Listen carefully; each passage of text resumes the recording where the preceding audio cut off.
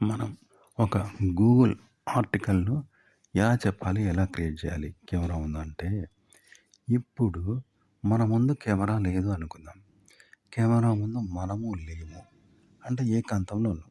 Camera లేదు మన ముందు, కెమెరా ముందు మనం లేము. అప్పుడు ఎలా ఉంటామో అలా వ్యవహరిస్తూ మీరు ఒక ఆర్టికల్‌ని మాట్లాడుతున్నట్టు వాయిస్ టు టెక్స్ట్ రికార్డ్ చేసుకోండి. వాయిస్ టు టెక్స్ట్ చేసుకోండి. ఆ!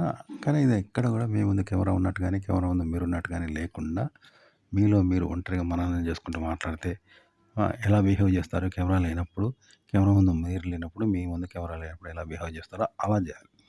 చేస్తూ వాయిస్ టు టెక్స్ట్ రికార్డ్ చేయండి. చేసి దాన్ని మళ్ళా ఏం చేయాలి తెలుసా? కెమెరా ముందు ఎలా మాట్లాడాలంటే, మీ ముందు కెమెరా లేదు, కెమెరా ముందు మీరు లేరు. అప్పుడు ఎలా మాట్లాడతారో ఆ విధంగా దాన్ని నటించాలి. రియల్‌గా కాదు నేను చెప్పేది. రియల్‌గా చేయొద్దు.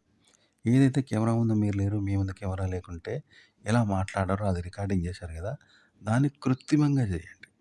మళ్ళీ కెమెరా లేదు మీ ముందు, కెమెరా ముందు మీరు లేరు అన్నట్టుగా కెమెరా ముందు కూడా చేయాలి అట్లనే. కృత్రిమంగా చేయాలనమాట. కెమెరా ముందు నువ్వు లేవు, నువ్వు ముందు కెమెరా లేకుండా నువ్వు ఎలా చేస్తావో ఆ విధంగా కృత్రిమంగా చేస్తూ ఉండాలంట. అలా వాయిస్ టు టెక్స్ట్‌ను.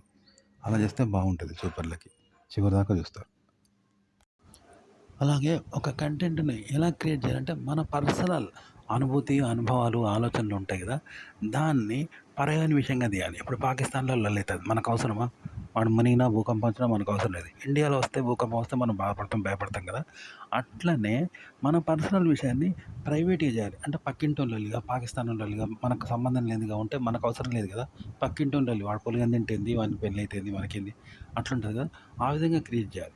కానీ అది ఆ క్రియేటివిటీ, ఆ ప్రైవేట్ అనేది ఎలా ఉండాలంటే మనకు పర్సనల్ అయ్యేంత డీప్‌గా క్రియేట్ చేయాలి. అది మన పర్సనల్ కాదు. కానీ పక్కింటోనికి ఏదైనా సమస్య వస్తే మనం విలవిల్లాడిపోతాం చూసినావా? పక్కింటోళ్ళు బాధపడతంటే మనం కూడా ఏడుత్తాం చూసినావా? అంత డీప్‌గా అక్కడ క్రియేట్ చేయాలి. అట్లా అంట. కానీ అది ప్రైవేటే. మన పర్సనల్ కాకూడదు.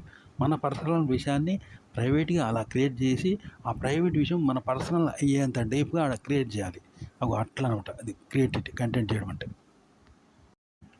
ఇప్పుడు సినిమాని చూసి ప్రేక్షకులు ఏడుస్తారు కదా! కానీ అది వాళ్ళ పర్సనల్ విషయమా? కాదు. ఇగో ఇలాగే ప్రైవేట్ విషయాన్ని కూడా పర్సనల్ అయ్యేలాగా డీప్‌గా క్రియేట్ చేయాలి. కానీ పర్సనల్ కాకూడదు, కాదు కూడా. నువ్వు అట్లా క్రియేట్ చేయాలి. అంటే మన పర్సనల్ విషయాన్ని ప్రైవేట్‌గా క్రియేట్ చేయాలి.